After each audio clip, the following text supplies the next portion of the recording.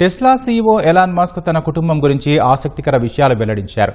తన సహజీవన భాగస్వామి షివోన్ జిల్లీస్కు భారతీయ మూలాలు ఉన్నాయని చెప్పారు. అలాగే తన కుమారుడి పేరులో శేఖర్ పదం ఉందని పేర్కొన్నారు. జిరోదా సహ వ్యవస్థాపకుడు నిఖిల్ కామత్ పాడ్కాస్టులో మాట్లాడిన మస్క్ తన వ్యక్తిగత జీవితం గురించి పంచుకున్నారు. షివోన్ జిల్లీస్కు భారతీయ మూలాలు ఉన్నాయని, ఆమెను చిన్న వయసులో దత్తతకు ఇవ్వగా కెనడాలో పెరిగిందని మస్క్ వివరించారు. భారతీయ అమెరికన్ శాస్త్రవేత్త సుబ్రహ్మణ్యన్ చంద్రశేఖర్ గౌరవార్థం తన కుమారుడి పేరులో శేఖర్ అనే పదం చేర్చారని తెలిపారు. యేల్ యూనివర్సిటీలో విద్యనభ్యసించిన షివోన్ జిల్లీస్ 2017లో మస్క్ ఆధ్వర్యంలోని న్యూరాలింక్ ప్రాజెక్టులో చేరారు. ఆ ప్రాజెక్టుకు కింద మానవ మెదడులో ఎలక్ట్రానిక్ చిప్ను అమర్చే ప్రయోగాలు చేస్తున్నారు. మస్క్ షివోన్కు 4 సంతానం. ఇక ఇదే పాడ్కాస్టులో మస్క్ అపార ప్రతిభ గల భారతీయులను నియమించుకొని కొన్నేళ్లుగా అమెరికా చాలా ప్రయోజనాలను పొందిందన్నారు.